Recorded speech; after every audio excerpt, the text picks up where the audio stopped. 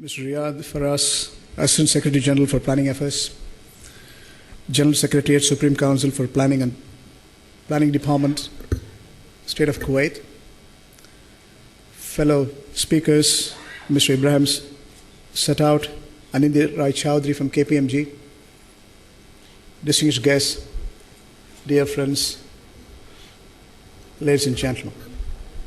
It's a pleasure and privilege for me to welcome you all for this interesting and exciting concept: projects, contracts, opportunities, and challenges. With the changing face of the world, with the changing face of the region, we have an exciting story in the making.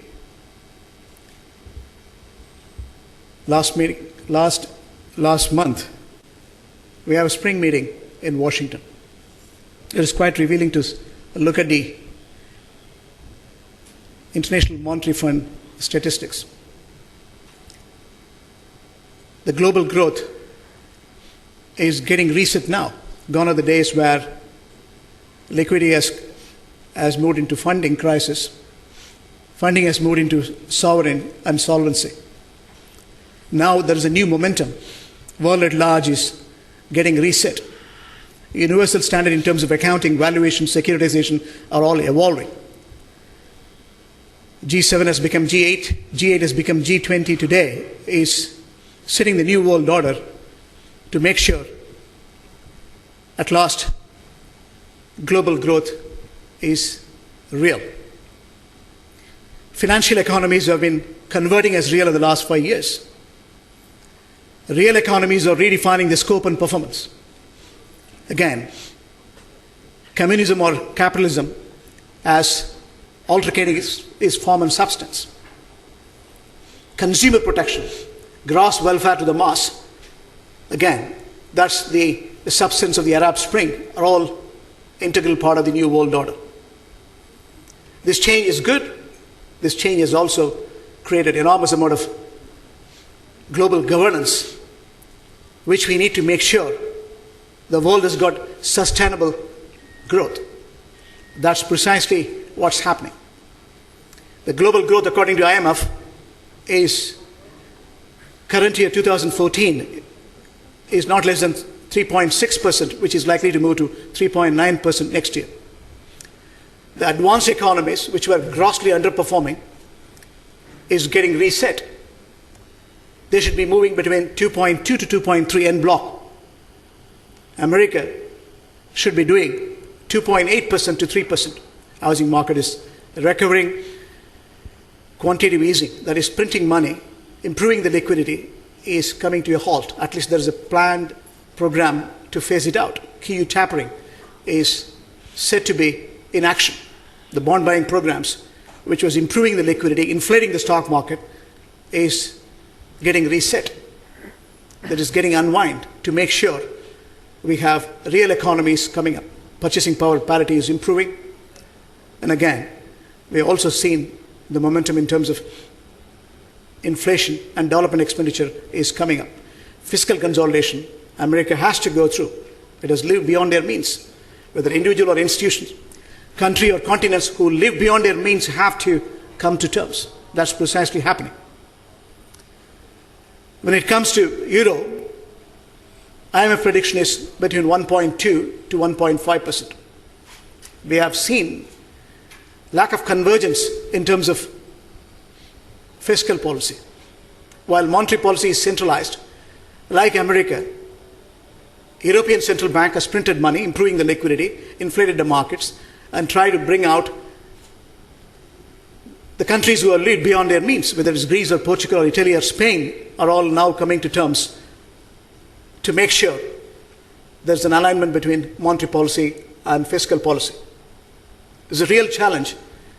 As a design, when the monetary policy is centralized, fiscal policy is decentralized, you have a bigger challenge to consolidate and make sure there is a proper governance. Enlarged Europe has to go through extraordinary reorganization. That's what the reflection today we have seen. Euro is still reeling under pressure. Austerity and value creations are mutually exclusive. Yet again, they tried over the last 6 years to consolidate in fiscal terms. Interest rate or inflation or liquidity or money supply has been well governed, while individual countries have not been controlling the receipts and payments, and gross debt to GDP has outweighed. That's the situation in terms of Europe. What's the status of China? If you look at the emerging markets, they have a different spell. Within the advanced economies, Japan has tried the very similar story, printing money. Abenomics, we call them.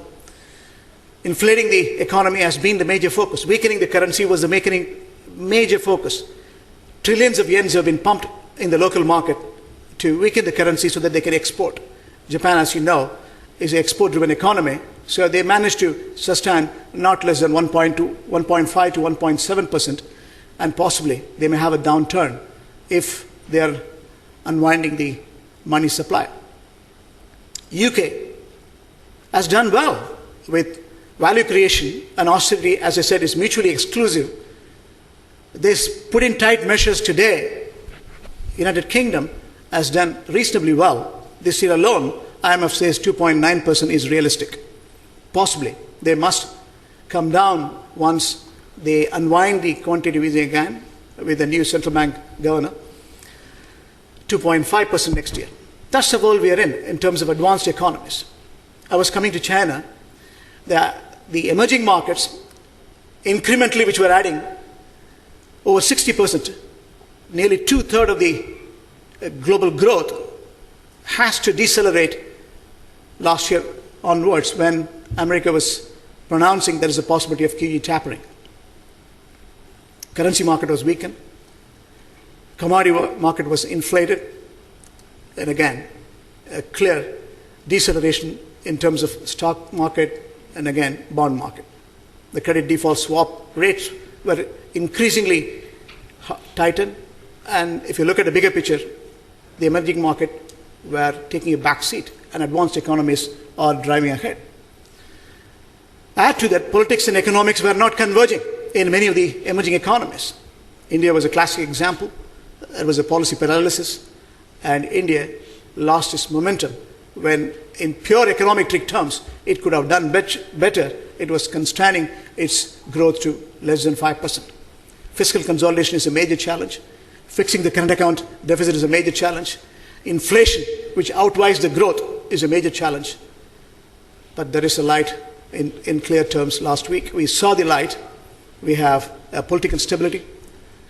The government has got now thumping majority to have a policy framework which are sustainable. They can pronounce without opposition ruling out those options. There is a sense of cautious optimism. The stock market is bubbling now. We have seen 21% year-to-date up in Indian Nifty. We have seen the reflection after Russians have annexed Crimea as a Cold War becoming hot war. We don't know the consequence of it. The sanctions are one aspect. In international terms, global governance terms, Security Council terms, we have seen the distractions once again in the international political scene. The world at large is crossing the fingers. What is the likely outcome in real order? That's the world we're in. In the midst, what's happening to the Gulf economies?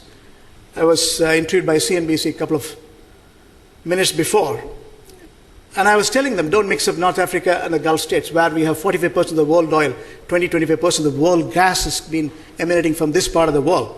According to IMF, taking oil at $75, the 6 states put together should be producing not less than 1.7 trillion, and it might move to 1.8 trillion in 2016. As a percentage of GDP, the current account surplus for 2014 is 18%, which is around 310 billion US dollars. We have seen the extrapolation. 18 will move to 16 to 14% minimum current account surplus we are talking about. And you know, the oil price, Brent is quoting over $100, WTI again over $100. We can see investable surplus much more than what has been forecasted by International Monetary Fund. We are also seeing the reflection in terms of the government expenditure. The anchor in CNBC was asking, these are all paperwork. Nothing is happening in this region. There's no government expenditure. I'm only answering to all the questions we have asked. Perhaps it might be useful to you. I was answering to him. Listen, yes, there were government expenditures slowed down. That's a reorganization in the global makeup. Austerity and value creations were quite well attempted by global governance. And Gulf is not an exception. People are cautious and conservative in their fiscal prudence. And governments who have framed up a huge amount of expenditure on account of the oil surplus, they were not spending this money, whether it is Kuwait or otherwise. We have seen the reflection now. There's an absolute U-turn. This year alone, the fiscal 2014 to 15, the government expenditure, 6 states put together, is $485 billion, topping the list. If I say GDP is 1.7 trillion, Saudi Arabia is the top, 773 billion. Then comes UAE, 462 billion. Then comes Qatar, 214 billion. Then it is Kuwait, 185 billion. It is Oman, 82 billion. And Bahrain, 33 billion. Reflecting this enormous amount of value creation, the government has planned. There's a new momentum is getting rebuilt.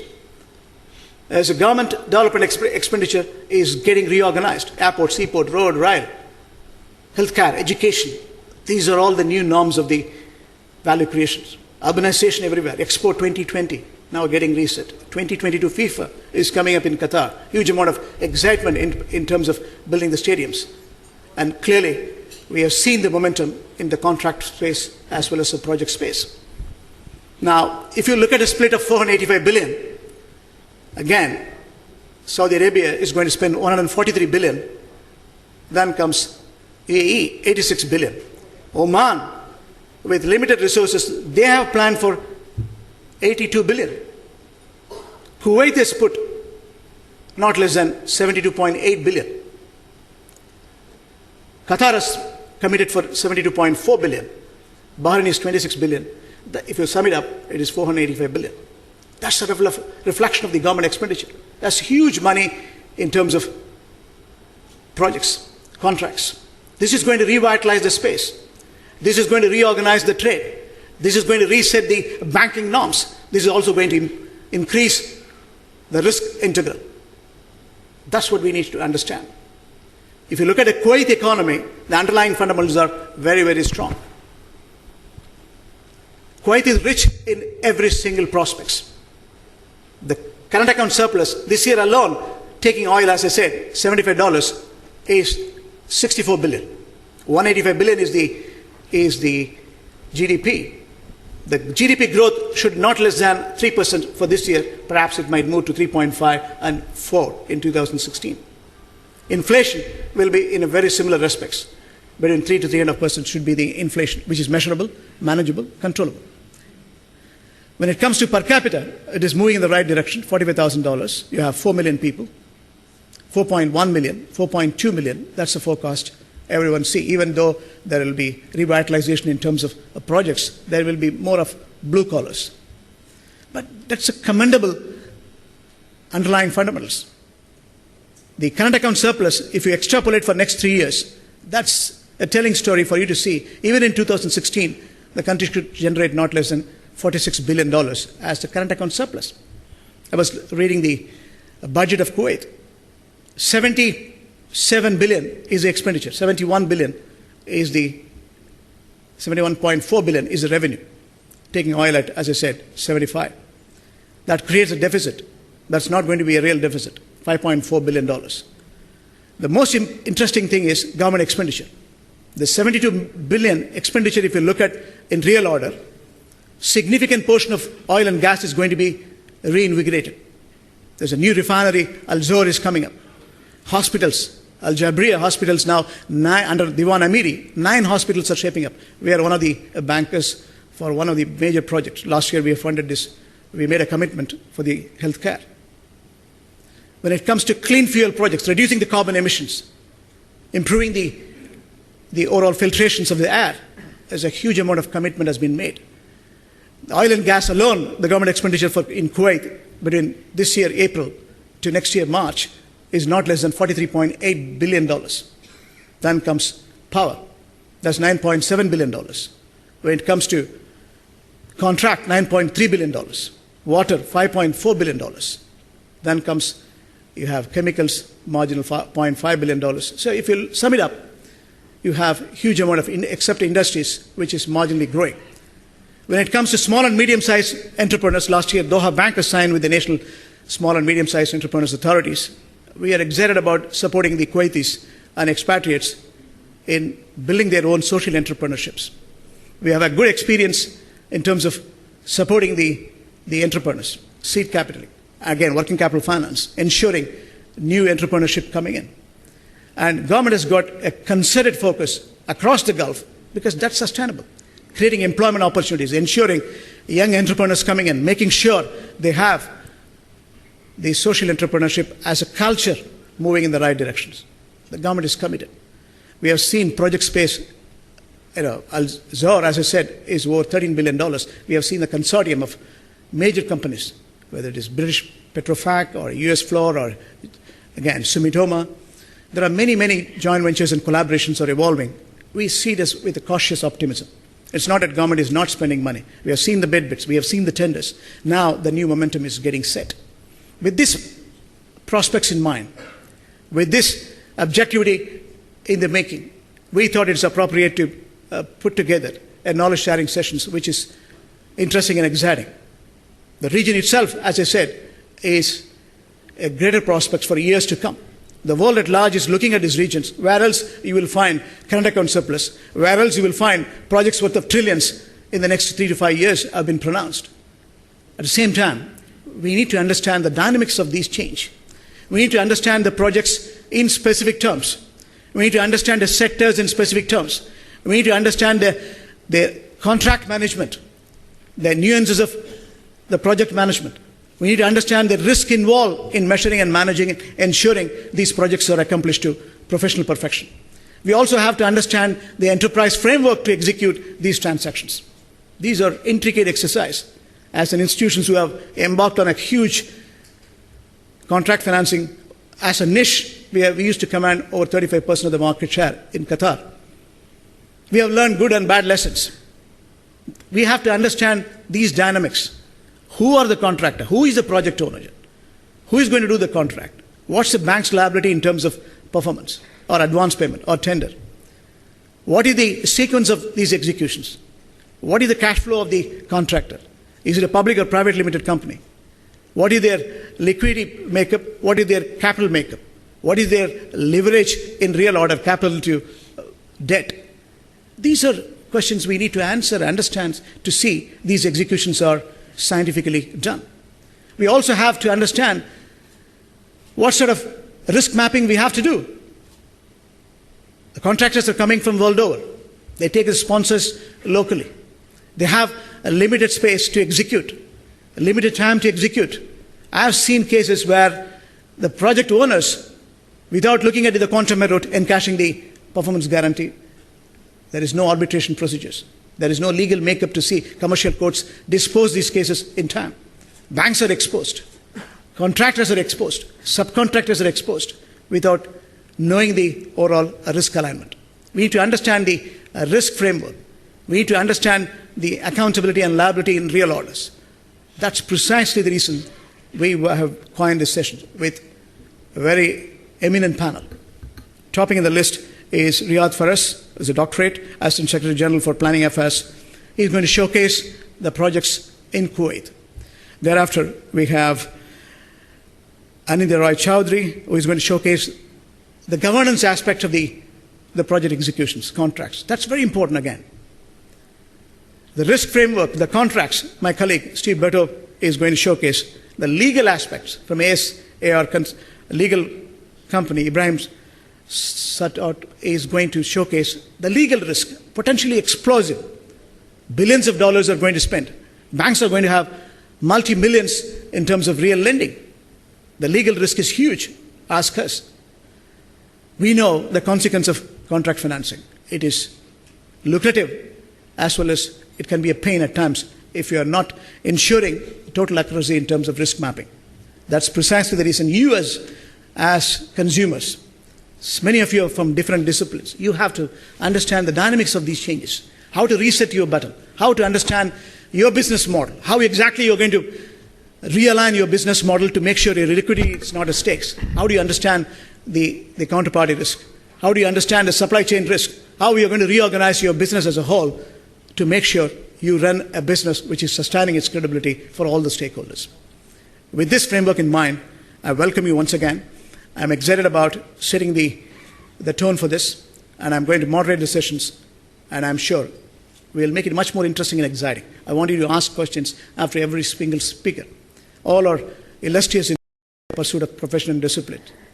Understand the dynamics of it. Let's have a knowledge sharing which will add value to one and all. Thank you, ladies and gentlemen, for your kind attention.